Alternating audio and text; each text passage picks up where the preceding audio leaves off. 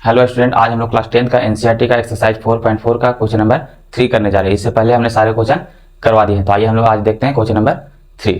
बोला गया है, is it possible to design a rectangular mango grove whose length is twice its breadth and the area is 800 metre square, if so find its length and breath.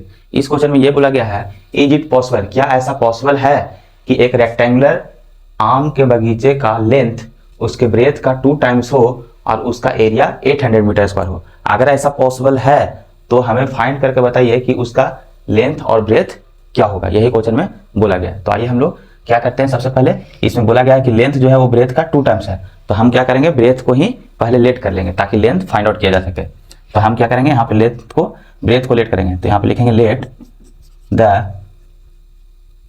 Breath of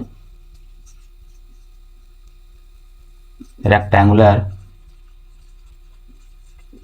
groove equal to x। तो length क्या हो जाएगा, length of rectangular groove क्या हो जाएगा, यहां पे हम बोल देते हैं ब्रेथ को b से डिनोट कर देते हैं और लेंथ को l से डिनोट कर देते हैं। तो लेंथ क्या हो जाएगा, तो ब्रेथ का 2 टाइम्स है, तो यहां पे क्या लिख देंगे, 2x लिख देंगे। ठीक है, अब यहां पे बोला गया है कि इसका एरिया जो है वो 800 मीटर स्क्वायर है। तो अकॉर्डिंग टू क्वेश्चन हम बोल सकते हैं, according to question length area of rectangle, area of rectangle equal to L into B होता है। और क्वेश्चन में दे दिया गया है एरिया कितना, तो 800 मीटर स्क्वायर, तो यहाँ पे क्या लिखेंगे 800 और एल इंटू बी हम लेट किए हैं क्या, तो x और 2x लेट किया है। ठीक है, तो अब इसको क्या करेंगे, मल्टीप्लाई करेंगे, तो ये हो गया 800 इक्वल टू 2x स्क्वायर। ठीक है, अब 2 से हम काट भी सकते हैं, तो ये कटेगा कितना, तो 400 हो जाएगा। तो इसको हम क्या लिखेंगे, 400 इक्वल टू x स्क्वायर। अब दोनों को पलटी कर देते हैं, मतलब x स्क्वायर को इधर लिख देंगे और 400 को इधर लिखेंगे, कोई फर्क नहीं पड़ेगा। तो x स्क्वायर इक्वल टू क्या हो जाएगा, 400। ठीक है, अब इस 400 को लेफ्ट साइड लेके आएंगे, तो क्या हो जाएगा, x square minus 400 equal to 0 हो गया। ठीक है, तो अब हमें चेक करना है कि इसका लेंथ और ब्रेथ होगा कि नहीं। तो हम क्या करते हैं कि इसका डिस्क्रिमिनांट पहले निकालते हैं, क्योंकि डिस्क्रिमिनांट से पता चल जाएगा कि इसका रेट रूट्स निकलेगा कि नहीं। अगर रूट्स निकलेगा मतलब रियल रूट्स होंगे तो इसका लेंथ और ब्रेथ भी होगा, और अगर नहीं रियल रूट्स होगा तो इसका लेंथ और ब्रेथ भी नहीं होगा। ठीक है, तो हम इसका क्या करेंगे, डिस्क्रिमिनांट से निकालेंगे। तो डिस्क्रिमिनांट से हम लोग कैसे निकालते हैं, तो a इक्वल टू क्या है, तो एक्स स्क्वायर के कॉफिशिएंट को ही a बोलते थे, यहाँ पे एक्स स्क्वायर के कॉफिशिएंट क्या है, तो कुछ भी नहीं, मतलब 1 है, कुछ नहीं लिखा हुआ मतलब क्या होता है, 1 होता है, तो 1 हो गया।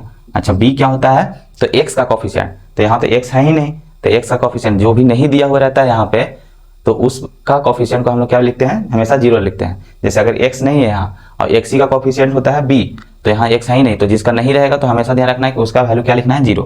तो यहाँ पे 0 लिख दिए। अच्छा, समझाने के लिए हम इसको थोड़ा सा आपको एक बार और इसको एक्सप्लेन करते हैं। देखिए, इसी को हम लिख सकते हैं x square plus 0 into x minus 400 equal to 0। देखिए, अपना मन से हम 0 इंटू एक्स लिख दिए। ठीक है, तो कोई फर्क नहीं पड़ेगा, क्योंकि 0 में x से मल्टीप्लाई करेंगे तो 0 ही आएगा, और यहाँ पे हमें b का वैल्यू ही मिल जाएगा।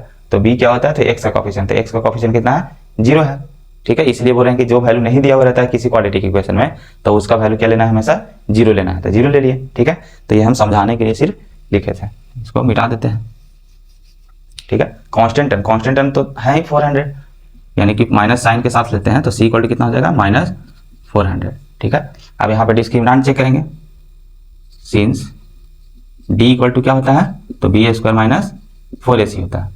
ठीक है, अब यहाँ पे हम लिखते हैं, तो d इक्वल टू क्या है, b स्क्वायर माइनस 4ac, तो b की जगह पर कितना है, तो 0, तो 0 का स्क्वायर माइनस 4ac, 4a कितना है, तो 1 है, और c कितना है, तो माइनस 400, तो यहाँ लिखे माइनस 400 लिख दी। ठीक है, तो ये तो 0 मतलब 0 का स्क्वायर 0 ही हो जाएगा, और ये कितना होगा, माइनस माइनस क्या हो जाएगा, माइनस माइनस प्लस हो जाएगा, तो ये साइन प्लस होगा, 4 में 4 से मल्टीप्लाई करेंगे तो कितना होगा, तो 8 1600 हो जाएगा, मतलब कि 16 हो जाएगा। ठीक है, तो यहाँ से पता चलेगा कि d का वैल्यू जो है वो 1600 आया, और 1600 का मतलब d जो है वो ग्रेटर है 0 से, d क्या है, ग्रेटर है 0 से। तो जब 0 होता है तो क्या होता है, रियल एंड डिस्टिंक्ट रूट,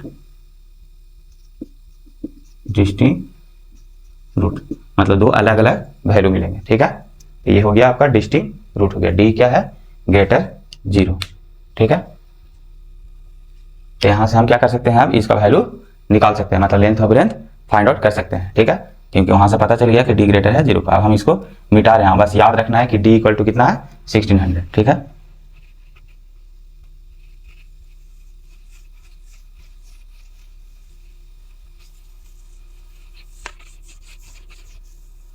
यहां से याद रखना कि डी का वैल्यू क्या आ गया था, तो डी इक्वल टू आ गया था 1600। ठीक है, अब हम यूजिंग फार्मूला क्वाड्रेटिक फार्मूला लगाएंगे। Using quadratic equation, quadratic equation formula, तो क्या होता है, x equal to minus B plus minus root under B square minus 4ac by क्या हो जाएगा 2 इंटू ए।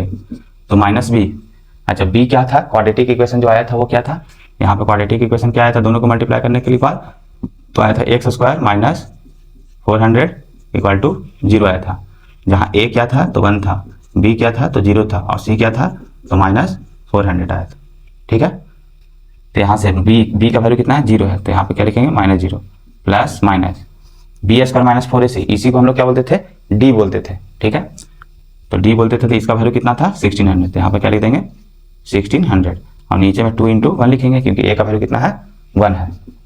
अब 0 में कुछ भी मल्टीप्लाई करते हैं तो 0 ही आता है, प्लस माइनस 16 बाहर निकलेगा तो कितना आएगा, तो हो जाएगा 440, अब आई कितना हो जाएगा 2, तो 2 से काटेंगे इसको तो क्या मिलेगा 20, यानी हमारे पास आ गया प्लस माइनस 20। ठीक है, तो यहाँ से प्लस माइनस 20 आ गया, और ये वैल्यू किसका है x का, तो बोलेंगे x इक्वल टू एक हो जाएगा +20 और x इक्वल टू होगा -20, तो ये एक्सेप्ट नहीं होगा और ये क्या हो जाएगा एक्सेप्ट हो जाएगा। ठीक है, क्योंकि कभी भी लेंथ जो होता है और ब्रेथ जो होता है कभी भी नेगेटिव नहीं होता है, तो पॉजिटिव साइन वाला सिर्फ उसको कंसीडर करेंगे। तब यहाँ से हम क्या करेंगे, ब्रेथ बता सकते हैं कि breadth of rectangular mango group, यहाँ पर लिख दे रहे हैं लेंथ ऑफ, ब्रेथ पर लिखते हैं breadth of rectangular mango group, mango